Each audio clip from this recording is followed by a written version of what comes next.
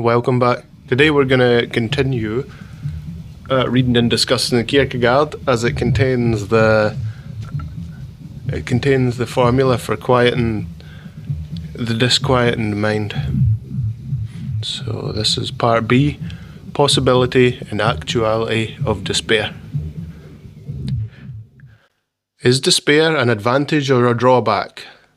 Regarded in a purely dialectical way, it is both. If we were to stick to the abstract notion of despair without thinking of any concrete despairer, one might say that it is an immense advantage. The possibility of this sickness is a man's advantage over the beast.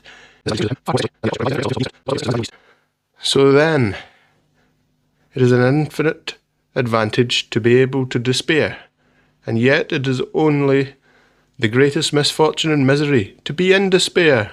No, it is perdition. Here it is a negation. Despair is the relationship in a relation which relates itself to itself, but the synthesis is not the disrelationship.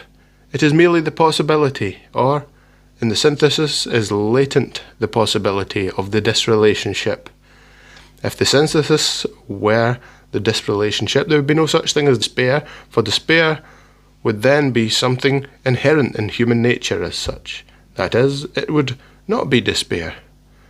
It would be something that befell a man, something he suffered passively, like an illness into which a man falls, or like death, which is the lot of all. And herein is the fact that this relation is spirit, is the self, consists the responsibility under which all despair lies, and so lies every instant it exists. However much and however ingeniously the despairer, deceiving himself and others, may talk of his despair as a misfortune which has befallen him, with a confusion of things different. That is to say, every time the disrelation expresses itself, and every instant it exists, it is to the relation that one must revert. Observe that we speak of a man contracting a disease, maybe through carelessness. Then the illness sets in, and from that instant it affirms now and is now actuality, the origin of which recedes more into the past. It would be cruel and inhuman if we were to continue to say incessantly, "This instant thou, the sick man, art contracting the disease." He contracted it, but one cannot say he is contracting it. Not so with despair. Every actual instant of despair is to be referred to possibility. Every instant the man in despair is contracting it. It is constantly in the present tense. Every instant he does not possess it.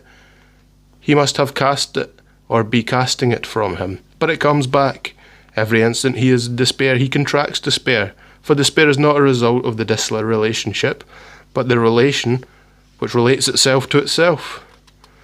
And the relation to himself a man cannot get rid of, any more than he can get rid of himself, which, moreover, is one and the same thing, since the self is the relationship to oneself.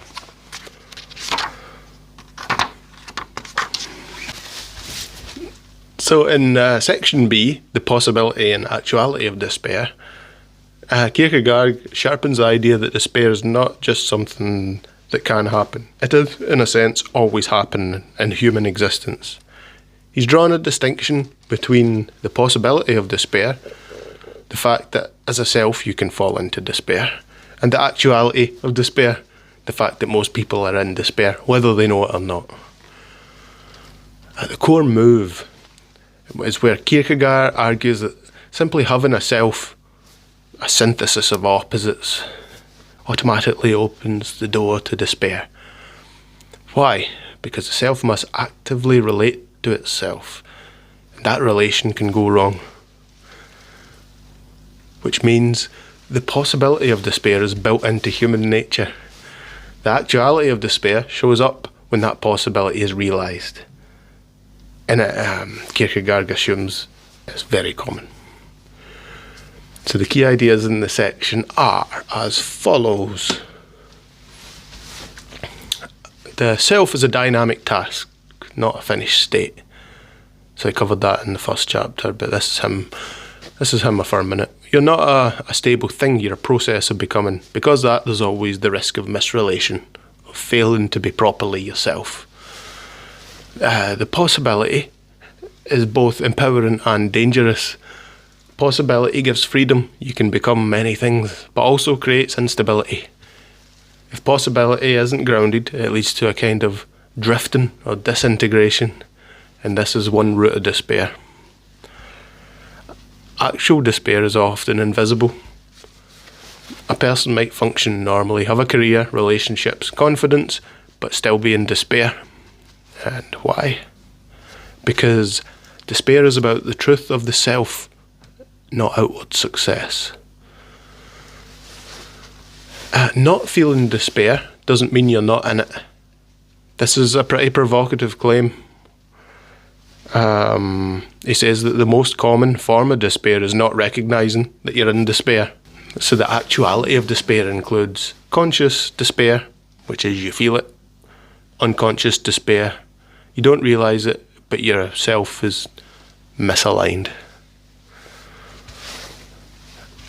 So another point he makes in there is despair is deeper than circumstances. It's not caused primarily by external events. It's rooted in how the self relates to itself, whether it's grounded properly or not. And Kierkegaard ties this to a unity with God, or a disunity with God. In short, just to surmise it, the possibility of despair is built into being the self as we know it, as we know ourselves. The actuality of despair is the widespread condition of humans failing to fully become themselves. So the disquieting part about that is that even a successful life can still be a form of despair if the self isn't rightly aligned. Speaking to people like me that have the ADD, have the despair, who have been through the traumas or experienced events like as if they are traumas, because it's just a subjective thing. When it comes to a vulnerable minds with variable vulnerabilities, how something could just happen to you, the person that did it thinks nothing of it, never think of it again, it's gone. It was a nothing non-event, but you carry that. And that's what we do. That's what humans do. We carry the oddest things. And given that you're willing to accept that there is something, a despair, and everything in life just seems to be a distraction from the despair at best, then what does it mean to get well? What does it mean to get better? For the cure for a sickness is a medicine. But this isn't a sickness.